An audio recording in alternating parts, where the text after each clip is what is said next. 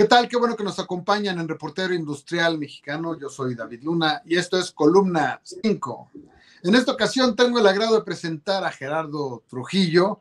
Él es director de Noria Latinoamérica y además presidente del Comité Panamericano de Ingeniería en Mantenimiento.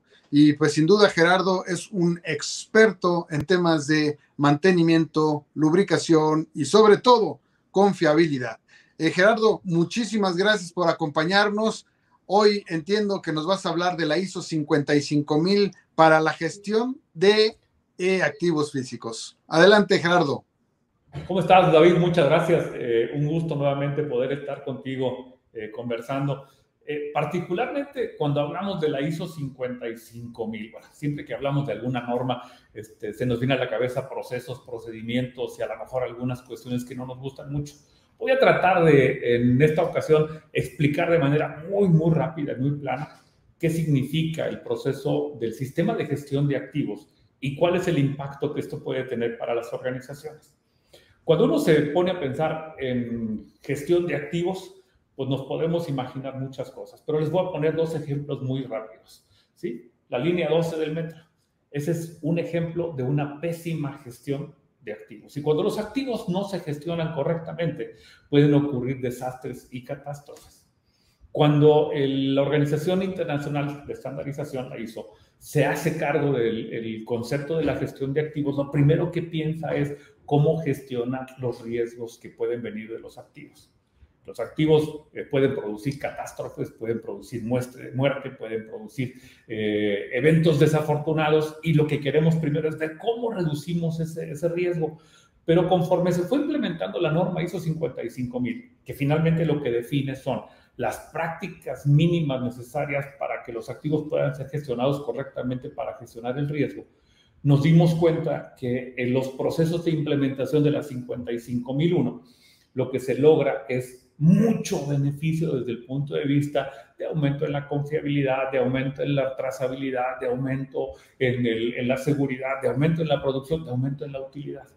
Entonces, no solamente se gestiona el riesgo de los activos, sino que además los activos se gestionan de una mejor manera. Cuando uno piensa gestión de activos, inmediatamente nos bajamos a un concepto que es mi especialidad, que es el tema de confiabilidad y mantenimiento. La norma 55001 no solamente se queda con la parte de activos físicos. Nació siendo para los activos físicos, pero ahora se convirtió en una norma que atiende todo lo que es el resto de la organización. Los activos financieros, los activos personales, las marcas y todo lo demás está incluido en ese concepto. Donde yo me meto es en la parte de los activos físicos, quiere decir las máquinas. Y estas máquinas generalmente tienen un objetivo dentro de la organización. Yo compro una máquina para que produzca algo. Yo compro una máquina para que produzca una cierta cantidad de ello y a un cierto costo. Esos son los objetivos de la organización. Entonces, la organización, cuando define el concepto del sistema de gestión de activos, tiene un objetivo para esa inversión. A nosotros, en el tema de mantenimiento y confiabilidad, lo que nos representa es tomar ese objetivo de la organización, definir cuál es la confiabilidad necesaria para ese activo en particular y entonces comenzar a desarrollar un plan de mantenimiento que ayude a lograr los objetivos de la organización. Esa es la forma en la que bajamos las 55000 al tema específico de mantenimiento. El plan de mantenimiento no se genera solo. El plan de mantenimiento se genera alineado con los objetivos de confiabilidad del activo y luego los objetivos de confiabilidad del activo se alinean específicamente a los objetivos de la organización. Con eso logramos entonces crear ese equilibrio entre riesgo, costo y desempeño, que esa es la magia que produce un sistema de gestión de activos bien alineado. Pues bueno, y desde hace mucho tiempo, muchos años que Gerardo, yo platicaba contigo sobre la profesionalización del mantenimiento, sobre todo para que se contemplara sobre todo como parte también de la planeación de la producción, por ejemplo, en la manufactura, ¿no? Ha evolucionado hasta esto que es más un concepto o una filosofía o de gestión con una alta profesionalización, como lo decía, ¿no? Como tú dices, que ahora se utiliza esta misma metodología para la gestión de otro tipo de activos, no precisamente los activos físicos. Pero sin duda, un proceso evolutivo interesante, ¿no, Gerardo? Sí, por supuesto. Has tocado el tema básico. Sin educación esto no funciona. El gerente de confiabilidad tiene que conocer cómo son las estrategias de confiabilidad. Y él diseña la estrategia de confiabilidad. Él diseña cuáles son los elementos que se tienen que aplicar y eso se lo pasa al gerente de mantenimiento. Y el gerente de mantenimiento tiene que saber cómo ejecutar y cómo ejecutar bien.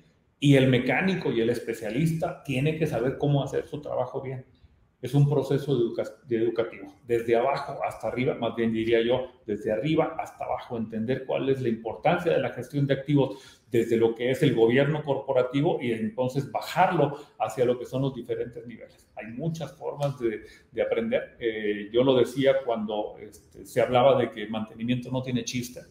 Por supuesto que tiene chiste. Hay especializaciones, tenemos maestrías, tenemos carreras, tenemos certificaciones profesionales en prácticamente todas las áreas. Entonces, solamente es cuestión de crear una estrategia bien definida de las competencias necesarias para cada una de las responsabilidades que tienen los puestos en la organización. Y una cultura, sin duda, de gestión y de cuidado de los activos, obviamente orientados hacia una adecuada administración. Gerardo, muchísimas gracias y pues un verdadero gusto tenerte aquí como invitado en Columna 5.